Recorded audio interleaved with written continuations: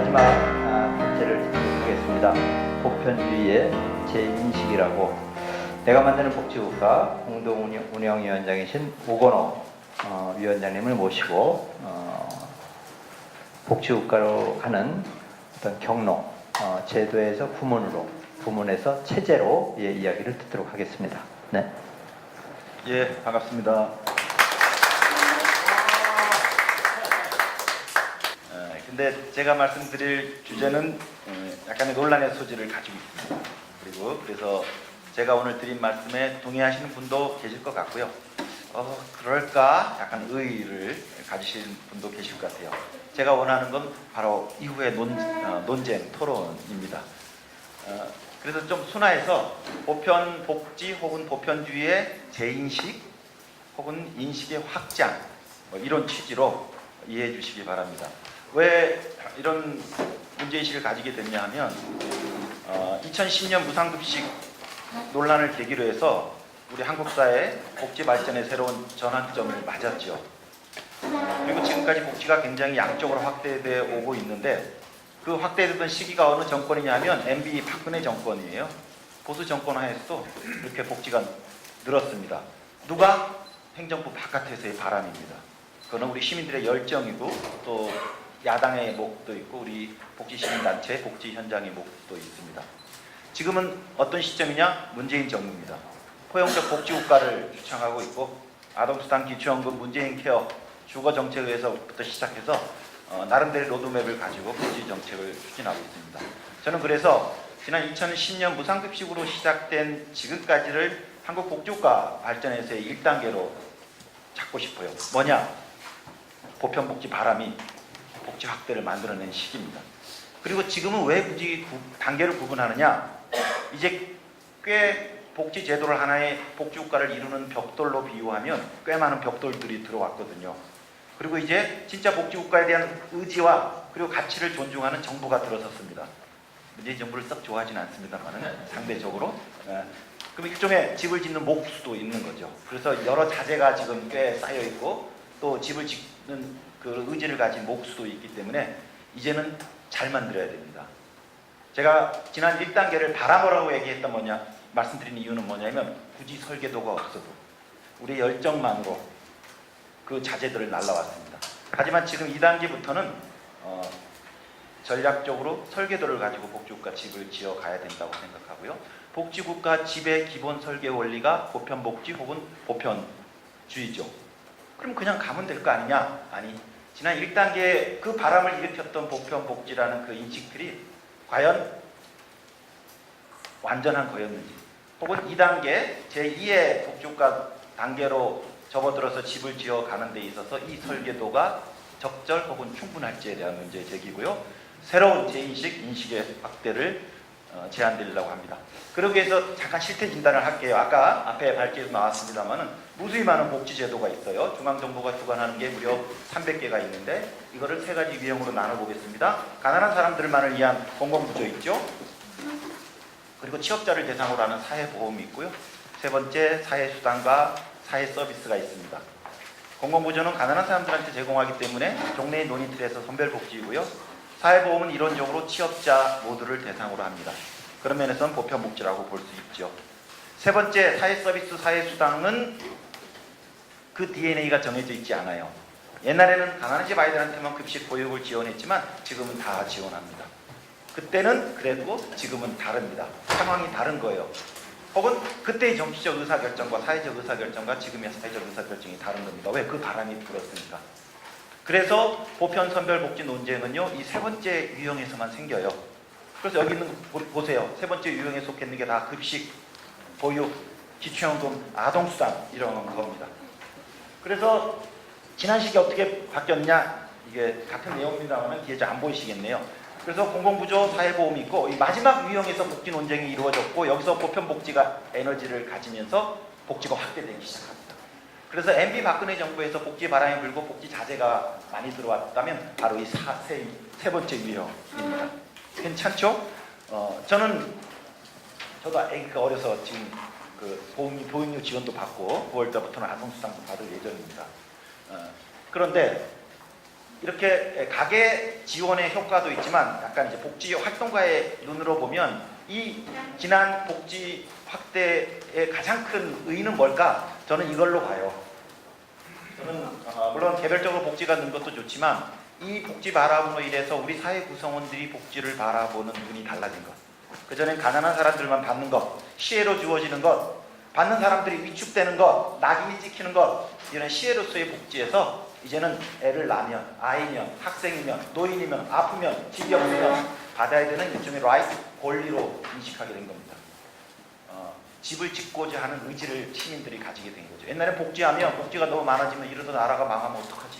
이러다 누가 일하지? 걱정이 태산인 게 우리 국민이었는데 이제는 재정 여력이나 공평성이나 이런 것들의 난점이 있습니다만은 가능하면 복지가 확대되기를 바라고 있죠. 그래서 시혜로서의 복지가 권리로서의 복지로 바뀌게 된 것. 저는 제가 규정했던 1단계의 가장 큰 사회운동적 혹은 복지국가 운동적 의의라고 생각합니다. 그래서 충분히 지난 시기의 의의를 인정함에도 불구하고 다시 복지 실태를 크게 한번 되돌아보면 이런 현상이 발견돼요. 어떤 현상? 아까 복지를 3가지 유형으로 나눴죠. 첫 번째 유형, 공공부조. 지난 7, 8년 동안 공공부조 어땠습니까? 기초생활보장제도, 자활, 장애인 복지 어떠세요? 제자리. 사회보험의 복지가 있는데 사회보험의 복지 어떻습니까? 우리나라 사회보험은 노동시장의 문제 때문에 사각지대라는 엄청난 큰 문제를 가지고 있습니다. 두루누리 사회보험료 지원이라는 보험료 지원책이 일부 이루어지고 있지만 존재하는 사각지대에 비해서는 7분의 1, 8분의 1밖에 되지 않습니다. 너무나도 많은 불안정 노동층이 여전히 사각지대에 있습니다. 복지 바람이 그곳에 불었다고 볼 수 없죠. 세 번째 유형이 아까 얘기했던 사회서비스, 사회수당인데요. 옛날에 가난한 사람들은 급식도 받고 보육도 받고 가난한 노인들은 경로연금도 받았다가 이제 그게 무상급식으로 무상보육으로 기초연금으로 쭉 지급 대상이 올라갑니다.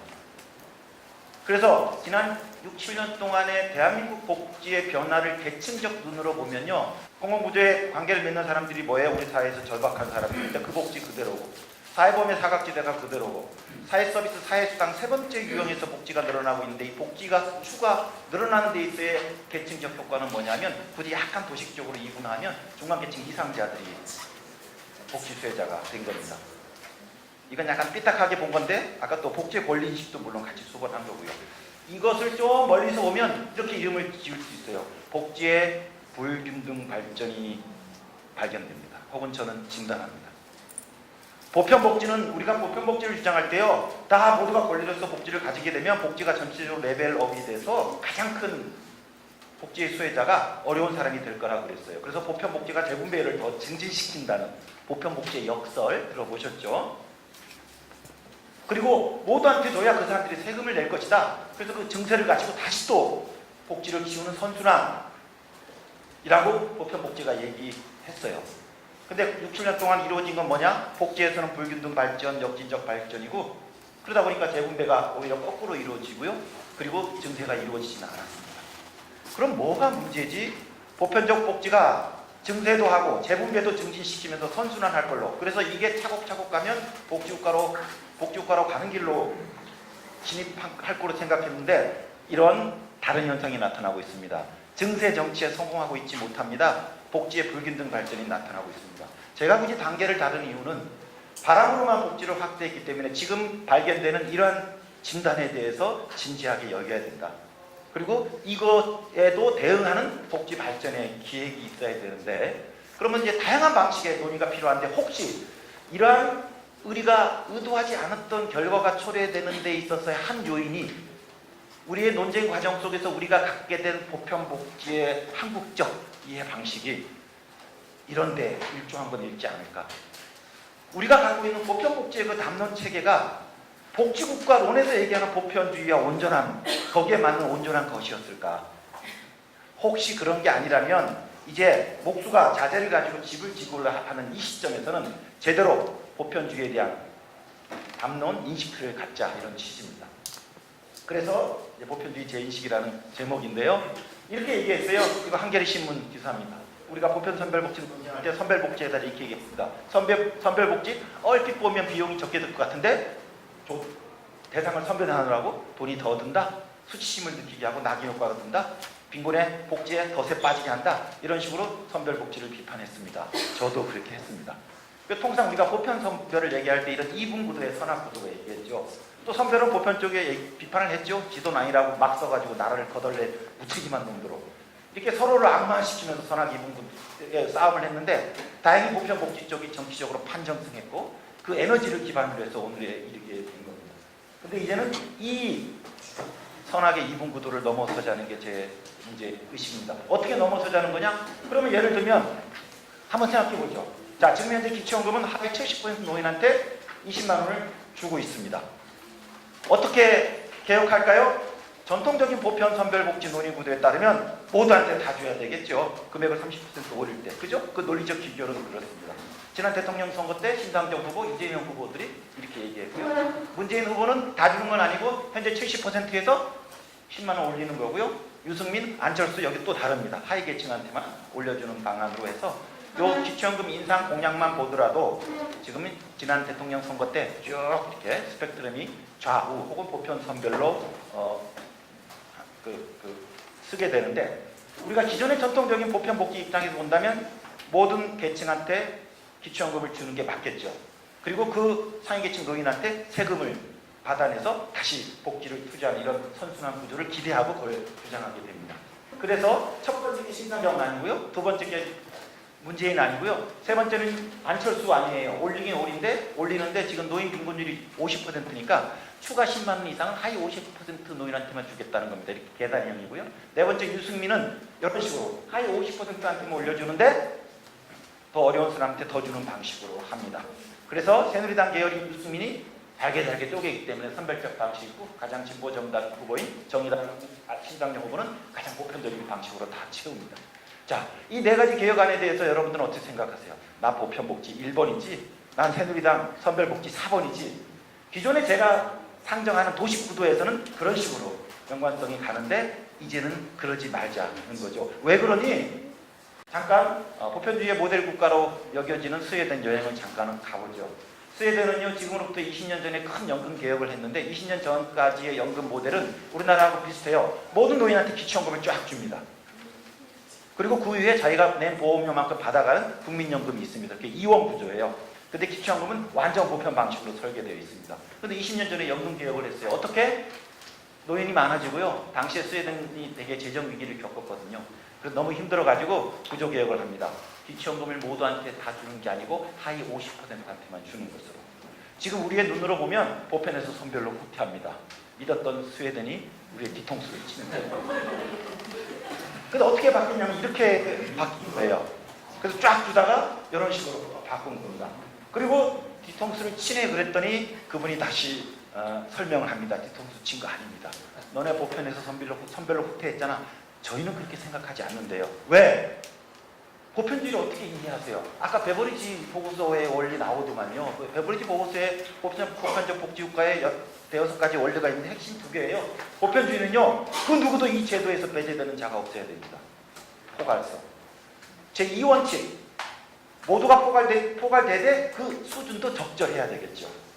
그럼 모두를 포괄하고 적정 수준의 복지를 제공할 수 있으면 그게 보편주의죠. 그래서 보편주의의 2원칙은 포괄성과 핵심 2원칙은 포괄성과 적정성입니다. 저희 연금제도 보세요. 어떻게? 기초연금이 우리나라 돈으로 한 80만 원 수준이 되는데요. 옛날엔 다 드리다가 국민연금하고 연동시켰습니다. 그래서 국민연금 80만 원 이상 받으면 이제 안 드리는 걸로 했고요. 국민연금 20 받으면 기초를 60 주고 국민연금 하나도 못 받으면 또 기초를 80 주는 방식으로 했어요. 선생님들이 이야기하는 것처럼 안타깝게도 스웨덴 기초연금이 보편에서 선별로 바뀌었습니다. 하지만 보편주의를 깼다고 생각하지 않습니다. 왜? 저 2가지가 다 스웨덴 공적연금인데 이 공적연금을 기초연금 하나의 단일 제도만 보지 않고 2 제도의 합 연금 부분을 보게 되면 우리 스웨덴은 어떤 노인도 공적연금에서 배제되는 자가 없습니다. 없지요? 우리 스웨덴은 어떤 노인도 현금 80만 원씩 국가로부터 보장받습니다. 그래서 우리가 재정적 어려움과 노인이 증가에 따른 이런 사회 경제 환경의 변화에 따라 연금의 구조 개혁을 했지만 우리 연금에서의 보편주의를 훼손하지는 않았습니다. 물론 이때도 그들의 찬반 논란이 있었겠죠. 하지만 우리가 보편주의를 어떻게 인식하는 데 있어서 이게 기존에 우리 눈으로 보면 가난한 노인들한테 기초연금을 주는 것이기 때문에 선별로 보일지 모르지만 스웨덴식 설명 방식에 의하면 여전히 보편주의를 구현한다고 볼 수 있는 거죠. 스웨덴만 이상할까요? 다른 나라 좀 볼까요? 독일은 간단합니다. 교통시험도 안정돼 있고 이게 소득비례연금이 괜찮아요. 저기는 크게 보면 우리나라 같은 국민연금 하나로 하고 있습니다. 대부분이 다 여기에 커버되니까 저걸로 포괄성과 급여 적정성을 그럭저럭 구현하니까. 핀란드 국민연금이고요. 스웨덴하고 비슷해요. 기초연금을 이런 식으로 줍니다. 기호 4번 유승민 방식으로.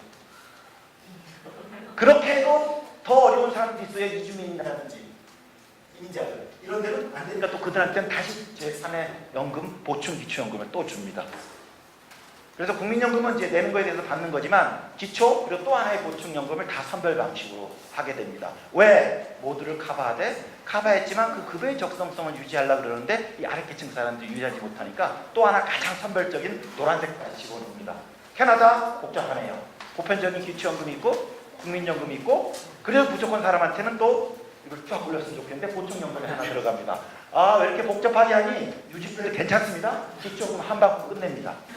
그래서 우리나라 돈으로 140만 원짜리를 모든 노인한테 주는 기초연금 한 방울로 끝냅니다. 앞에 스웨덴부터 지금의 4개 나라들이 다 복지국가로 일컬어지는 나라입니다. 이 연금의 유형들이 너무나도 달라요. 그래서 어떤 공통점을 찾기 어렵습니다. 제도 형식적 모양에서는. 하지만 이 5나라에 공통점이 있습니다.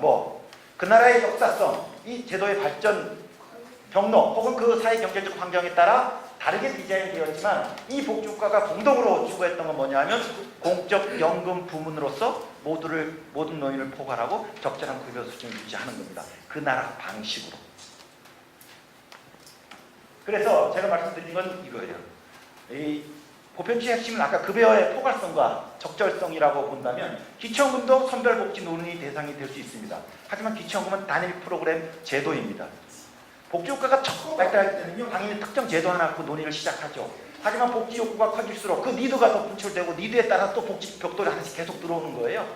그래서 특정한 하나의 복지 프로그램만 있지 않고 그 대상을 향해서 다양한 복지 제도들이 얽히게 됩니다. 그죠? 그래서 우리가 보편주의라는 건 그 사람한테 가장 적절하고 모두에게 제공하는 것이기 때문에 항상 단일 벽돌만으로 제공하는 게 아니다. 그것도 평가 기준이 되지만 오히려 국민연금하고 기초연금하고 합해서 기초연금 단일 프로그램이 아니고 공적 연금이라는 부문으로 보편주의를 평가할 수 있죠.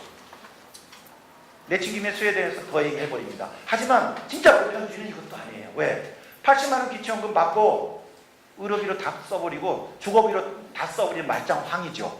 그럼 뭐예요? 보편주의는 제도 공급자의 눈으로 보는 게 아니다. 그 시민의 눈으로 보는 거다. 우리 지역사회에 있는 노인이 있는데 이 노인이 노후를 우리 지역사회에서 보내는 데 있어서 여러 조건들이 갖추어지는 거예요. 연금이라는 하나의 면이 있고요. 주거라는 하나의 면이 있고 의료라는 하나의 면이 있고 지역 공동체 관계망이라는 하나의 면이 있어서 각 면에는 여러 가지 벽돌들로 구성하는 거죠. 그래서 삥 둘러싸일 때 평안한 노후를 보낼 수 있는 노인의 보편주의적 복지망이 완성이 되는 겁니다. 그래서 이 포괄성과 적절성은 단일 프로그램 수준에서도 평가할 수 있지만 더 적석하면 부문 수준에서의 보편주의도 있고요. 더 나가면 체제 수준에서의 보편주의도 있습니다. 각각의 논란이 가능합니다. 하지만 더 집이라면 전체를 봐야 되는 거죠. 그리고 제도가 이렇게 들어가고 있기 때문에 그래서 보편주의 시야를 제도에서 부문에서 체제로 확장해서 보자는 겁니다. 굳이 왜 이렇게 이야기하니 한국에서는 너무 제도만 갖고 싸우더라. 이 벽돌이 네모나니 세모냐 갖고 싸우지만 한 면을 탄탄히 세우는 데 있어서 세모가 들어갈 자리에는 세모가 들어가 줘야 됩니다. 거기에 억지로 내모놓으면 면에 바람이 들어올 수 있거든요. 그런 면에서 이렇게 시야를 확장하자는 게 이겁니다. 그럼 마지막으로 기초연금을 다시 가볼게요. 넌 기초연금을 어떻게 개혁할래? 이게 지금 현재 한국의 연금체계예요. 한국의 법정 의무연금은 3개입니다. 10년 전에는 국민연금 하나밖에 없었지만 이제 밑에 70% 노인한테 제공되는 기초연금이 있고 퇴직금이 퇴직연금으로 전환되어 있습니다. 법정 의무연금입니다. 국민연금만큼의 기여율이 사업주가 다 내고 있죠. 그래서 이렇게 3가지 연금체계를 가지고 있어요. 스웨덴 사람이 봅니다. 한국 법정 연금체계 괜찮네? 왜? 다 포괄하고 있어요. 우리 대한민국 노인 누구도 한국에서 법정 의무연금의 하나 이상은 다 포괄됩니다. 한국에서 보편주의에서 포괄성은 구현되고 있습니다. 그런데 내가 보니까 급여의 적절성에서 계층별 격차가 너무 크네. 여기 딸랑 기초연금밖에 없고 여기는 여기 있고 이렇게 해서 저는 한국에서의 연금 부분의 보편주의를 구현한다 그러면 급여의 적절성, 계층별 격차가 마음에 걸리네요. 어머, 너는 그럼 아까 기호 3번, 4번 찍겠다? 그럴 수도 있죠. 근데 만약에 기호 1번을 찍고 기호 1번대로 정책을 구현할 자신이 있다면, 그래서 모두한테 기초연금 30만 원을 주고 세금을 더 얻어내서 또 더 강한 복지를 할 자신이 있다면 그 선택을 하십시오. 정의당이기 때문에 선택하지 말고. 혹 기초연금만 드리고 딸랑 세금을 못 걷어가지고 지난 6, 7년 동안 우리가 확인했던 복지의 불균등 발전이 더 심화될 것 같은 걱정이 생기시다면 그냥 3, 4번으로 하십시오. 어머, 나 선별복지로 가는 거야? 그렇지 않다니까요. 지금 한국의 법정 의무연금 체계에서의 특징들급의 격차를 줄이는 오히려 지금의 한국의 연금체계 보편주의를 탄탄화하는 개혁입니다. 어머, 나 정의당 출신인데 4번 해도 돼? 됩니다. 중요한 건 뭐냐 하면, 그래서 이제는 더 이상 내모니 세모니 내 정당 출신이 어디니, 나 우리는 보편이니 선별이니 아니고 당신이 생각하는 가장 합리적인 개혁안을 짜십시오. 그리고 설득하십시오. 다수의 지지를 얻으십시오. 한국의 연금체계를 예를 들면 다수의 지지를 얻는 게 우리나라의 개혁안입니다. 그래야 실현될 수 있습니다. 그래야 지속 가능합니다. 그리고 또 벽에 부딪히면 그것도 다수가 그걸 반대하고 다른 안을 내겠죠. 왜? 이런 일이 어떻게 가능하냐? 아까 연금을 기초연금만이 아니고 부문으로 시야를 확대할 때 있는 겁니다. 그래서 마지막으로 사실 이 복지국가에서의 설계도로서의 보편주의는, 보편주의의 대상은 자녀주의거든요. 어떤 복지국가도 바람이 세겠죠. 그렇죠? 세죠. 인간이 만드는 제도망이 완벽할 수가 없죠. 하지만 그 집이 가능한 그래도 겨울에는 견딜 만한 탄탄한 집이다 그러면 이게 보편주의 복지국가라고 그러고, 각각의 사면이 숭숭숭숭 구멍이 뚫려 있으면 복지국가 이거 아니야, 이거 자녀주의라고 얘기하는 거예요. 그래서 체제로서의 보편주의 국가, 자녀주의 국가라고 규정을 내리는 겁니다. 하지만 그 내부로 들어가면요, 보편주의 국가에서도 네모난 벽돌과 세모난 벽돌이 있고요, 네모난 게 더 많겠죠. 선별주의 국가에서도 네모난 거, 세모난 거. 우리나라 인식 구도에서 얘기하면 보편복지 벽돌도 있고 선별복지 벽돌도 있습니다.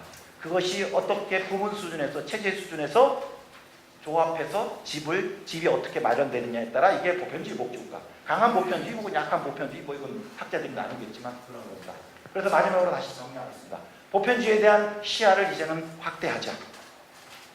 그래서 지금 문재인 정부라는 친복지 국가에서 복지 정책을 추진하고 있는데 저의 우려인데, 여전히 단일 프로그램 수준의 인식을 가지고 있어요.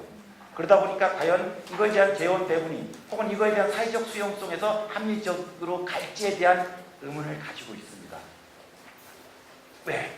너 그러면 선배일 거라, 이런 우려도 있죠. 그러지 말고 시야를 높이고 공중에 뜨게 되면 훨씬 더 넓은 재장을 가지고 합리적으로 다수의 지지를 얻는 정책 설계를 할 수 있을 거라고 생각합니다. 그럼 증세는 어떻게 하느냐? 한국에서 보편복지를 제공했지만 증세는 안 됐잖아요. 이것도 약간 저의 오해예요. 물론 모두한테 주면 상위계층한테 세금을 걷어내는데 유리한 건 분명합니다.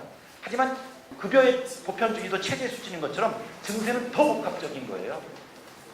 우리 무상급식 주고 무상보육조들도 우리 세금 안 내잖아요. 박근혜 정부 하에서 미쳤습니까? 세금을 내게? 증세는요, 모든 것의 결정판이에요. 근데 그전에도 우리가 보편복지 얘기할 때 증세조차도 단일 프로그램 하면 증세가 되고, 안 그러면 얘네들이 세금 안 내고 생각하는데 그렇지 않다. 보편주의는 결국은 강한 재정을 하게 되는데, 이것도 결국은 복합 증세도 복합 정치의 결과죠. 그래서 지금 증세라는 장벽이 막혀 있는데 이걸 어떻게 넘어설지, 공평과세를 어떻게 구현할지, 지출을 어떻게 할지 등등에 대해서 또 다른 영역의 우리의 미션입니다. 그래서 결론은 아까 말씀드린 건데, 이제는 단일 프로그램 수준에서 혹은 좀 더 심하게 얘기하면 선악의 이분 구도에서 접근하는 방식은 좀 넘어서자. 그것의 성과가 분명히 있었습니다. 한국 사회에서의 복지를 권리로 만드는 데 있어서 혁혁한 기여를 했습니다.